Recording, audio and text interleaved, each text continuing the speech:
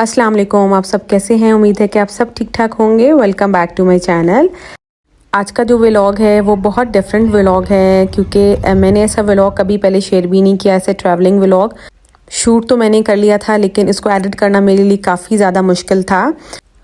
और last vlog में मैंने आपके साथ शेयर किया था पैकिंग व्लॉग, और हमारी ट्रांसफ़र आ गई है, मैंने आपसे शेयर किया था। तो बस अभी हम अपने न्यू स्टेशन की तरफ ही जा रहे हैं। इस रूट पे मैंने फ़र्स्ट टाइम ट्रैवल किया था, मैंने कभी भी ऐसी ट्रैवलिंग नहीं की, और इसलिए हमारे लिए थोड़ा थ्रिलिंग और थोड़ी एडवेंचरस ट्रैवलिंग थी। और क्योंकि फैमिली से ट्रैवल करना और होता है, अगर फ्रेंड्स के साथ आप घूमने के नज़रिए से जा रहे हो तो वो ज़रा और ट्रैवलिंग होती है। ये ट्रैवलिंग हमारी तकरीबन 2 दिन की थी। 2 दिन के सफ़र के बाद हम अपने न्यू स्टेशन पे पहुंचे थे। हमारी जो ट्रैवलिंग थी वो जेलम से स्टार्ट हुई थी, और फिर हमने पिंडी में स्टे किया था क्योंकि हमें आगे से क्लियरेंस नहीं मिल रही थी कि किस रूट से हमने जाना है। क्योंकि जो नारायण कागान वाला रूट है वो ब्लॉक था, क्योंकि बाबूसर जो टॉप है वहाँ पे स्नो फॉलिंग हुई थी, जिसकी वजह से वो रोड जो है उन्होंने वो ब्लॉक की हुई थी। फिर हमने दूसरा वाला जो रूट था उस रूट से हमने ट्रैवलिंग की, और उस रूट पे बहुत सारी कंस्ट्रक्शन हो रही थी। वो हमें पहले ही बता दिया गया था कि वो रोड काफ़ी ज़्यादा ख़राब है, लेकिन फिर भी हमें जाना तो था ही। बाय एयर हम इसलिए नहीं जा सकते थे क्योंकि गाड़ी का इशू था कि गाड़ी जो है ना वो फ़र्स्ट टाइम तो लेके जानी ही जानी होती है, फिर बाद में बंदा बाय एयर जो है वो ट्रैवल कर सकता है। तो बस काफ़ी सारी ट्रैवलिंग करने के बाद हम लोग पहुँचे यहाँ पटन। शायद जो लोग जाते होंगे उनको आइडिया होगा। तो ये पटन है, यहाँ हमने स्टे किया था। 3 बजे तक हम यहाँ पहुँच गए थे, क्योंकि इससे आगे वाली जो ट्रैवलिंग थी ना वो थोड़ी ख़राब थी। रोड्स वगैरह काफ़ी ख़राब थी, और कुछ रोड्स जो है ना वो ब्लॉक भी कर देते हैं 3-4 घंटे के लिए। तो ये जो शेड्यूल वगैरह है रोड्स बंद करने का वो भी हमें बता दिया गया था कि इस टाइम से लेके इस टाइम तक ये रोड जो है ना ब्लॉक होती है। हमारी ट्रैवलिंग जो थी वो ऑलमोस्ट 700 किलोमीटर्स की थी। किलोमीटर्स तो फिर भी इतने नहीं थे जितना टाइम लग गया था, क्योंकि रोड्स ऐसी हैं ना बिल्कुल चक्कर दिलवाने वाली रोड्स हैं, तो इसलिए फिर टाइम काफ़ी लग जाता है, और अपने ड्राइव भी थोड़ा स्लो करना होता है। आप स्पीड तो बिल्कुल भी नहीं लगा सकते हो, तो बिल्कुल स्लोली हम लोग गए थे। बस बच्चे जो थे वो यहाँ पे काफ़ी फ़्रेश थे, क्योंकि बच्चे जो थे वो काफ़ी टाइम जो है ना रास्ते में सोते ही आए थे। तो अभी ये काफ़ी फ़्रेश थे, तो इसलिए वो खेलने में लग गए, और मैंने सोचा कि मैं कुछ जो है वो वीडियो जो है वो शूट करती हूँ, क्योंकि इतनी खूबसूरत जगह थी। लेकिन अभी हमें इतना दिल नहीं हमारा लग रहा था, क्योंकि हमें पता था कि हमारा भी सफ़र आगे बहुत है। तो बस हमें था कि बस जल्दी से खैर से हम अपनी डेस्टिनेशन जो हमारा जगह है हम वहाँ जाके पहुँचें, तो फिर ही हमें तसल्ली होगी। तो बस यहाँ पे मैं भी वॉक करी थी। इस टाइम पे तो इतनी ठंड नहीं थी, लेकिन रात में काफ़ी ज़्यादा सर्दी यहाँ पे हो गई थी। तो यहाँ कुछ बर्ड्स वगैरह रखे थे, तो बच्चों को मैं बस राउंड दिलवा रही थी ताकि बच्चों का टाइम जो है ना पास हो, क्योंकि हमने रिफ़्रेशमेंट के लिए कुछ मंगवाया हुआ था। हमें था कि बस जल्दी से जो भी मिल सकता है बस आप वो ले आएँ। तो सिंपल सैंडविचेस, फ्राइज़ और नगेट्स वगैरह इस तरह की चीज़ें आई थी।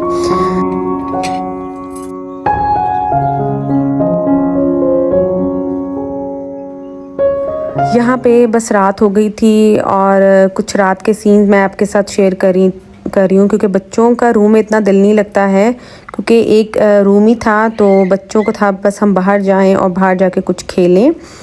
लेकिन हमारे बैक ऑफ द माइंड ये चल रहा था कि हमने आगे ट्रैवलिंग करनी है, और बस इस तरह से हमारी डिस्कशन ही बस चल रही थी। बस यहाँ पे रात हो गई थी और हम सो गए थे, और ये सुबह बहुत ही अर्ली टाइम है, फजर पढ़ के बस हम निकल गए थे। जैसी थोड़ी सी रोशनी हुई तो बस हम निकले, क्योंकि 8 बजे एक रोड जो थी वो ब्लॉक हो जानी थी, वो फिर 3-4 घंटे के बाद जो है ना वो खुलनी थी। इसलिए हमें था कि जितना अर्ली हम निकल जाएं उतना ही अच्छा है, ताकि सुबह सुबह में फिर ये होता है कि ट्रैफिक भी नहीं होती इतनी। लेकिन ये देखें रोड्स कितनी ख़राब हैं, और इस तरह का ही रूट था थ्रू आउट। और बस इसलिए मैं आपसे शेयर करी थी कि काफ़ी स्ट्रेसफुल जो ट्रैवलिंग थी। बहुत ही कोई मजबूरी हो तो बंदा जाए, वरना इन रोड्स के कोई हालात नहीं थे। कहीं कहीं रोड अच्छी भी आती थी, लेकिन मैक्सिमम जो रोड थी वो इसी तरह की ख़राब रोड ही थी, और टूटी हुई थी, और कंस्ट्रक्शन चल रही थी। और कुछ जगह पे तो ऊपर से वो पहाड़ भी तोड़े थे और नीचे पत्थर गिर रहे थे, क्योंकि काम जो चल रहा था। लेकिन फिर भी कहीं ना कहीं सिक्योरिटी थी जगह जगह, जहाँ पे वो आपको गाइड कर देते थे। बस इसी तरह ही हम चलते गए, और हमें था कि कहीं तो कोई सीधी रोड आ जाए, लेकिन ऐसे थ्रू आउट भी कोई ऐसी स्मूथ रोड या स्ट्रेट रोड नहीं आई। बस इसी तरह की हमने ट्रैवलिंग की और पहाड़ इतने बड़े बड़े थे कि आपको ना खौफ आता था, क्योंकि इस तरह से हमने कभी ट्रैवलिंग की नहीं। वैसे सऊदीया में हमने बहुत लंबी लंबी ट्रैवलिंग की है, 1200 किलोमीटर्स तक भी हम चले हैं, लेकिन वहाँ पे तो आपको पता है कि रोड्स बिल्कुल स्ट्रेट रोड्स हैं, स्मूथ रोड्स हैं, और साइड्स पे बस वो है कि डेजर्ट है और कुछ भी नहीं है। लेकिन ये थोड़ा डेंजरस है कि आप ज़रा भी बेहतियाती नहीं कर सकते हैं इन रोड्स पे। तो बस इसी तरह का ही सफ़र करते करते हम लोग पहुँच गए गिलगित। और गिलगित से पहले हम चलास पहुँचे। जब हम चलास पहुँचे तो हमें था कि चले अभी हमारा जो रूट है वो अच्छा साफ़ हो गया, लेकिन थोड़ा सा वो एरिया था, बाज़ार आया था शायद, उसके बाद फिर वैसी ही रोड्स हो गई थी। यहाँ पे जब मैं गिलगित पहुँची तो मैंने रिलैक्स किया और मैंने थोड़ी विंडोज़ नीचे की। हवा बाहर अच्छी थी, काफ़ी अच्छी ठंडी हवा थी, तो कुछ हमने रिलैक्स किया कि हम अपने अब जो हमारा स्टेशन है, न्यू जगह है हमारी, हम वहाँ पहुँच गए हैं। इस पूरी ट्रैवलिंग में बच्चों को कोऑपरेट करना बहुत ज़्यादा ज़रूरी है, और अल्लाह का शुक्र है कि मेरे बच्चों ने मुझे इतना तंग नहीं किया, क्योंकि एक तो टाइमिंग्स ऐसी थी, वो सोने वाली टाइमिंग थी बच्चों की, तो मैक्सिमम जो है वो सफ़र में वो सोते ही रहे, तो हमारा सफ़र जो है ना अच्छे से गुजर गया। बस हम यहाँ पे पहुँच गए थे और हम शाम का टाइम हो गया था कि हम यहाँ पे पहुँचे, और ये हमारी फ़र्स्ट मॉर्निंग थी गिलगित में। पहुँचने के बाद मैं बिल्कुल भी शूट नहीं कर पाई, क्योंकि मैंने आके बच्चों को नहलाया ताकि बच्चे फ़्रेश हों, और उसके बाद नेक्स्ट मॉर्निंग फिर मैंने ये कुछ शूट किया है। और ये सुबह का टाइम था, इतना खूबसूरत व्यू था। सामने आप देख रहे होंगे पहाड़ों पे बर्फ़ भी काफ़ी ज़्यादा पड़ी हुई है, लेकिन दिन में बिल्कुल भी सर्दी नहीं होती, दिन में गर्मी ही फील होती है आपको, लेकिन कपड़े फिर भी वार्म ही पड़ते हैं, ऐसा नहीं है कि आप समर ड्रेसेस पहनो। तो बस ये हमारी जो व्यू था वो लाउंज और डाइनिंग जो एरिया है वहाँ से ये व्यू आता था, और बहुत ही खूबसूरत लगता था जब सुबह उठ के आप बाहर आते हो। और कम से कम हम इधर आके थोड़ा रिलैक्स हुए कि ये जो जगह है ना, एक घर वाली लुक थी इसमें, वरना एक रूम में आप बहुत मुश्किल से रहते हो और रूम में आप रह भी नहीं सकते, बच्चे काफ़ी ज़्यादा तंग हो जाते हैं। और बस यहाँ पे हम लोग लाउंज में बैठे हुए थे, और बस अभी हम सिर्फ पहाड़ों की तरफ देख रहे थे और हमें अच्छा लग रहा था काफ़ी। ये जो है एरिया बाहर की तरफ है, ये लॉन सा बना हुआ है और बच्चों का खेलने के लिए काफ़ी अच्छा एरिया था, कि मुझे था कि चलो बच्चे इतने बोर नहीं होंगे, उनको खुली जगह मिली हुई खेलने के लिए, वरना एक रूम में बच्चे बहुत मुश्किल से रहते हैं, और हमें नहीं पता हमने कब तक यहाँ रहना, 2 हफ्ते 3 हफ्ते कुछ पता नहीं होता। और बस यहाँ पे हमारा नाश्ता आ गया था बन के, और बस हमने नाश्ता किया। और ये जो नाश्ते हैं, खाना पीना 2-4 दिन तक आपको अच्छा लगता है, उसके बाद आप बहुत ज़्यादा तंग हो जाते हो, और मुझे तो बेचैनी स्टार्ट हो जाती कि मैं ख़ुद से कुकिंग करूँ जल्दी। तो ये कुछ दिन ही आपको ये चीज़ें अच्छी लगती हैं, और फिर अपने घर की जो रूटीन होती है वो तो फिर अपने घर की होती है, उसका तो कोई मैच नहीं होता। तो बस यहाँ मैं बच्चों को नाश्ता दे रही थी, लेकिन बच्चों के लिए टेस्ट हर चीज़ का डिफरेंट था। बच्चों आटे का डिफरेंट था, सालन का, और अल्लाह का शुक्र है कि पानी जो है ना हमें वो सूट कर गया था। पानी मुझे काफ़ी अच्छा लगा यहाँ का ना, एक दफ़ा जब आप पीते हो ना, टेस्ट जो आता है वो मुझे बहुत अच्छा लगा, मुझे झेलम की तरह ही लगा ऑलमोस्ट। पानी बच्चों को सूट कर गया, कोई वरना पेट ख़राब वगैरह बच्चों का हो जाता है। और बाकी अल्लाह का शुक्र है कि हम खैर खैरियत से पहुँच गए। अब बहुत सारे कॉमेंट्स मुझे आ रहे थे कि कहाँ ट्रांसफ़र हुई है, तो हमारी ट्रांसफ़र जो है वो गिलगित हुई है। जब हुई थी तो हमें भी बड़ा अजीब लगा था कि बहुत दूर है, और अभी हमें यही फ़ील हो रहा है कि हम बहुत दूर आ गए हैं।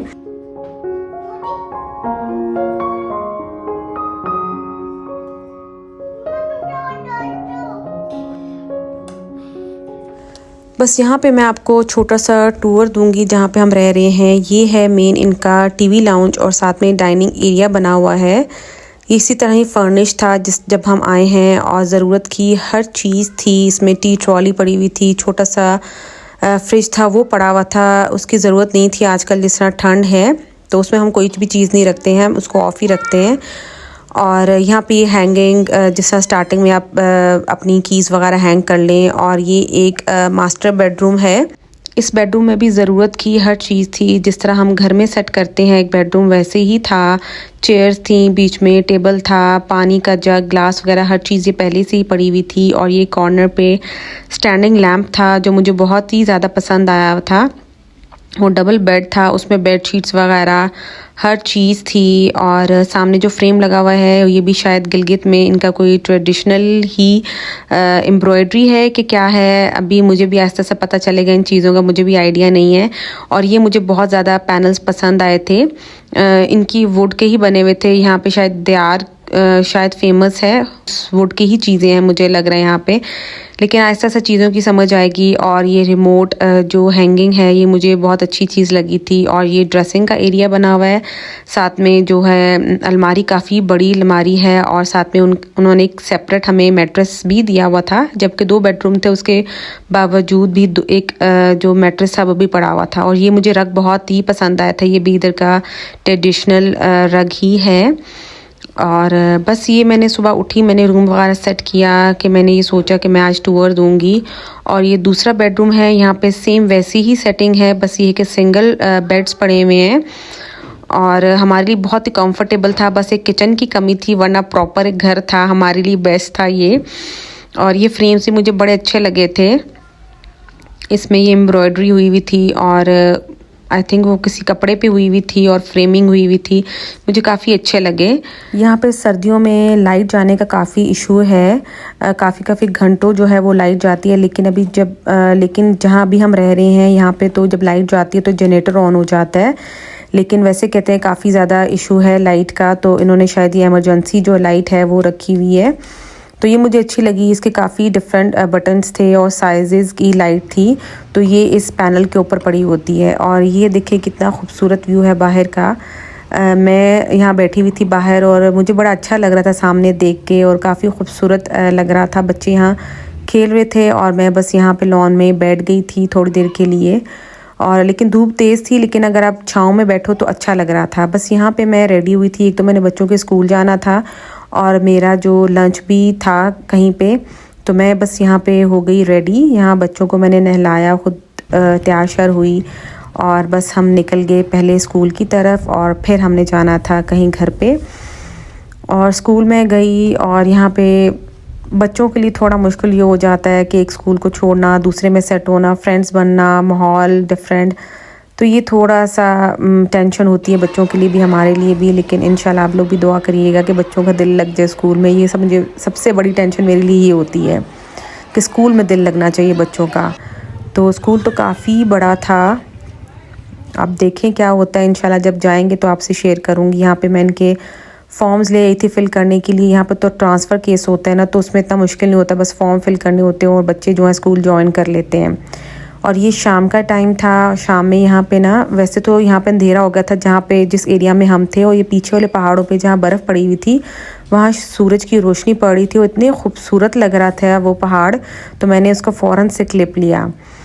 और ये एक और सुबह थी, नेक्स्ट डे था, शायद मैंने 2-3 दिन का ये आपसे व्लॉग शेयर किया है। यहाँ पे बस मैं घर की रूटीन को ऐसे ही रखा हुआ था, गेस्ट रूम की रूटीन को ऐसे ही रखा हुआ था जैसे मैं घर में रह रही हूँ। यहाँ कपड़े वगैरह हमारे वॉश हुए थे, क्योंकि कपड़े यहाँ काफ़ी यूज़ होते हैं, जैसे ठंड हो जाती है शाम में, बच्चों के लिए अपर जैकेट्स वगैरह यूज़ होती हैं, फिर बच्चे गंदे भी कर लेते हैं। तो यहाँ कपड़े वॉश होके आए थे, तो मैं उनको फ़ोल्ड करके कुछ को हैंग करी थी, जो अपर्स वगैरह हैं, जो कपड़े हैं कुछ फ़ोल्ड करके मैं प्रॉपर उनको अलमारियों में ही रख रही थी ताकि एक घर वाला फ़ील आए। अब देखते हैं हमें अकोमोडेशन जो है कब तक अलॉट होती है। आप भी दुआ करें जल्दी से हो, क्योंकि जब तक आप घर में नहीं जाते हो, रूटीन स्टार्ट नहीं होती है आपकी, तो बड़े आप वो डिस्टर्ब से ही रहते हो, क्योंकि आपको एक बैक ऑफ द माइंड तो ये चल रहा होता है ना कि अभी घर हमने शिफ्ट होना है, घर को सेट करना है, घर किस हालत में होगा, और इस तरह की चीज़ें बहुत सारी चल रही होती हैं। और बस बच्चों को तो मैं स्कूल में करा दूँगी फ़ौरन ही, वो तो मैं घर का वेट नहीं करूँगी, ताकि बच्चों की तो रूटीन स्टार्ट हो। और साथ में हम इस सिटी गिलगित को भी एक्सप्लोर करेंगे, कौन सी चीज़ कहाँ पे है। बस इसी तरह ही मैं अपने आप को बिज़ी रखती हूँ, जितने भी जिस तरह हम घर में डेली रूटीन में काम करते हैं, मैं यहाँ पे भी वैसे ही कर रही हूँ। बस एक किचन नहीं है, बाकी हर काम मैं खुद ही कर रही हूँ ताकि मैं बिज़ी रहूँ, वरना तो आपका टाइम नहीं गुजरता। जब हम पंजाब से आते हैं तो हमें हर चीज़ यहाँ पे डिफरेंट लग रही होती है, लोग नए हैं, लैंग्वेज इवन इनकी डिफरेंट है हमसे। उर्दू आती तो है, लेकिन जब ये आपस में बात कर रहे होते हैं तो डिफरेंट अपनी लैंग्वेज में ही कर रहे होते हैं, तो हमें काफ़ी ज़्यादा चीज़ें जो है ना वो चेंज लग रही होती हैं। इवन रोड्स का बहुत ज़्यादा डिफरेंस है। बस यहाँ पे मैं अपने व्लॉग को एंड करूँगी, और आई होप आपको अच्छा लगा होगा। काफ़ी डिफरेंट मेरा व्लॉग था, और मुझसे कमेंट में ज़रूर शेयर करें कि आपको कैसा लगा है, और आपको मेरा न्यू जो स्टेशन है, न्यू जगह है, वो कैसी लगी है। अब ये मैंने एक्सप्लोर तो नहीं किया है, लेकिन आहिस्ता आहिस्ता आपके साथ शेयर करूँगी।